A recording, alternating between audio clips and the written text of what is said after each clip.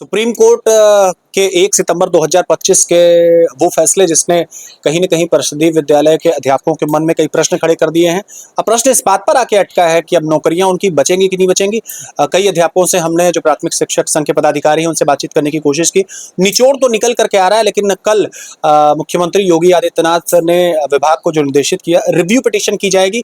ऐसे तमाम मामलों पर मेरे साथ बातचीत करने के लिए जिला उपाध्यक्ष प्राथमिक शिक्षक संघ के राजेश सिंह टोनी जी हैं। बहुत प्रखर वक्ता हैं और ऐसे अनौपचारिक रूप से जब आपसे मुलाकात होती है तो शिक्षक हितों के संदर्भ में आप बातचीत करते रहते हैं। लेकिन शिक्षक संघ राजेश भैया बहुत बड़ा है आपका प्राथमिक शिक्षक संघ, जनपद के अलग अलग ब्लॉकों में टीम काम कर रही है। उनके मन में एक ऊहापोह की स्थिति है कि संगठन हमारा कैसे आगे काम करने वाला। सबसे पहले मैं आंदोलन से जुड़े प्रश्न पर आता हूं।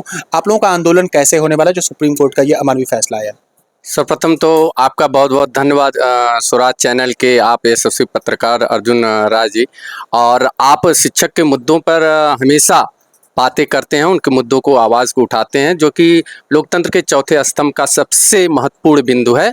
और मैं आता हूं आपके प्रश्न पे कि जो ये टेट का प्रकरण इस समय पूरे देश में, प्रदेश में नहीं पूरे देश में चल रहा है, और उसमें उत्तर प्रदेश के यशस्वी मुख्यमंत्री आदित्यनाथ जी योगी जी ने एक बहुत ही सराहनीय कदम उठाया है। वो शिक्षकों के लिए बहुत ही राहत भरी खबर है कि वो सरकार को निर्देश किए हैं कि सरकार शिक्षकों के पक्ष में सुप्रीम कोर्ट में रिव्यू के लिए जाएगी, और जाएगी ही नहीं, वो चली गई, कल ही उसने रिव्यू दाखिल कर दिया। अब जैसा कि आपने कहा कि शिक्षकों को अब क्या करना चाहिए, यही प्रश्न बहुत महत्वपूर्ण है और इस पूरे आंदोलन के लिए ये बहुत ही अहम समय है। शिक्षकों को, एक शिक्षक प्रतिनिधि होने के नाते मैं कह रहा हूँ कि सारे शिक्षकों को ये बात समझ लेना चाहिए कि उत्तर प्रदेश सरकार राज्य रिव्यू के लिए गई है, ये हमारे लिए बहुत खुशखबरी है। लेकिन इसको आप लक्ष्य की प्राप्ति मानकर बैठेंगे नहीं, क्योंकि ये एक राज्य द्वारा, प्रदेश सरकार द्वारा केंद्र सरकार के अमेंडमेंट के द्वारा जो कोर्ट का निर्णय है उसके खिलाफ रिव्यू पिटीशन दाखिल है। लेकिन जब तक उस अध्यादेश को केंद्र सरकार द्वारा संशोधित नहीं किया जाता है, तब तक वो अध्यादेश हमारे लिए उसी काले कानून की तरह बना रहेगा जो कि 1 सितंबर के कोर्ट के आदेश के रूप में आया है।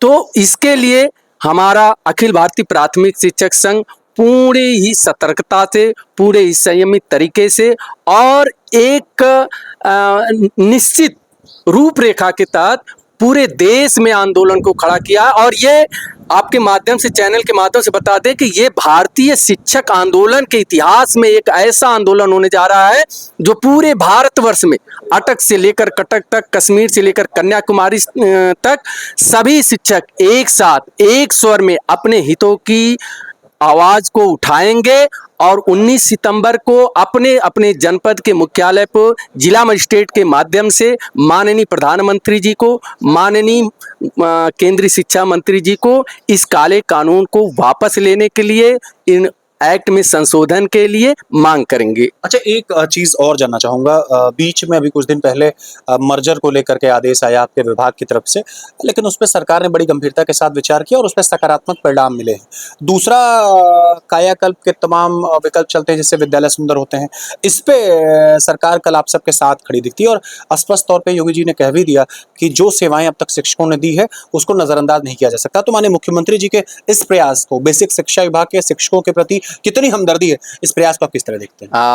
आपने कहा मर्जर विद्यालय के आंदोलन की चर्चा की बात की है, तो मैं सर आपको वो याद दिलाना चाहता हूं कि मई के महीने में जब आप हमसे इसी मुद्दे पर इंटरव्यू लेना लिए थे, तो उस समय भी हमने आपसे कहा था, आपके चैनल के माध्यम से अपने सारे शिक्षकों को आश्वस्त किया था कि आप एकदम भी भयभीत ना हो, आश्वस्त रहें, एकजुट रहें, संयमित रहें और संघर्ष के लिए तैयार रहें, संगठन के साथ खड़े रहें। और मैं दावे के साथ, पूरे विश्वास के साथ करता हूं कि उत्तर प्रदेश की सरकार अपने इस आदेश को वापस लेगी और वो हुआ, शिक्षकों की जीत हुई। मर्जर आदेश को सरकार को फिर से वापस करके मैक्सिमम वो वापस की तरफ आ गए हैं।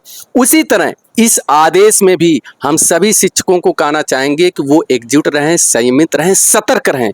आप ये मान लीजिए, जैसे राज्य सरकार गई है, मामला कहाँ है? न्यायालय में। माने उच्च न्यायालय में है और माननीय उच्च न्यायालय ने जो निर्णय दिया है वो किसके बेस पे दिया है? केंद्र सरकार के अमेंडमेंट के बेस में। अब वो अमेंडमेंट तो राज्य सरकार उसमें संशोधन कर नहीं सकती है। राज्य सरकार तो सिर्फ न्यायालय में जाकर अपनी पक्ष रख सकती है, लेकिन माननीय उच्च न्यायालय सदैव निर्णय लेगा उस कानून के तहत। अब उस कानून में जो शिक्षकों के साथ अव्यवहारिक, असंवेदनशील, अन्यायपूर्ण बातें हैं, उसको संशोधन करने का अधिकार केंद्र सरकार को है। तो हमारी मांगे स्पष्ट है कि अब हमें केंद्र सरकार के साथ भी उतनी ही मजबूती, उतनी ही प्रखरता, उतनी ही ताकत के साथ लड़ना होगा। जैसे ही राज्य सरकार ने हमारी बातों को सुना है, वैसे केंद्र सरकार भी सुने। केंद्र सरकार के पास दो रास्ते हैं, या तो रिव्यू पिटीशन में जाकर वो हमारी बातों को रखें कि हमारे 2017 के अमेंडमेंट को जो परिभाषित किया गया है वो पूर्व के शिक्षकों को टेट के लिए अनिवार्यता से नहीं है, या फिर सरकार अपना एक और अमेंडमेंट लाए और उसमें स्पष्ट कर दे कि आरटी एक्ट लागू होने के पहले, आरटी एक्ट प्रभावी होने के पहले के नियुक्त शिक्षकों पर टेट की अनिवार्यता की कोई बाध्यता नहीं है। तब तो जाकर हमारी मांगें स्पष्ट पूरी होंगी। अच्छा, एक लास्टली आपसे 19 तारीख को एक जिला मुख्यालय पर बड़ा आंदोलन है, वो आंदोलन कैसा है और जो अलग अलग ब्लॉकों में आपके शिक्षक हैं, शिक्षक पदाधिकारी हैं, उनसे लास्टली आह्वान क्या करना चाहेंगे? आपके इस स्वराज चैनल के माध्यम से स्व की आवाज़, इस स्वराज चैनल के माध्यम से स्व की आवाज़ मैं सारे शिक्षकों तक पहुंचाना चाहता हूं। ये आपके अस्तित्व की लड़ाई है, ये किसी संगठन का नहीं है, किसी नेता का नहीं है। इस कुरुक्षेत्र में आप ही अर्जुन हो, आप ही कृष्ण हो और आप ही को गांडीव का अनुसंधान करना है। आपको किसी का इंतजार नहीं करना है। और जब आप स्वयं योद्धा हो और जब युद्धभूमि से शंखनाद हो चुका है तो आपको स्वयं आकर अपने मोर्चों को संभालना पड़ेगा।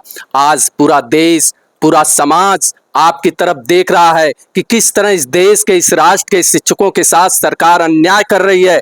केंद्र सरकार शिक्षकों के साथ अन्यायपूर्ण कानून बना रही है। वैसे में पूरा देश मौन होकर शिक्षकों की तरफ देख रहा है।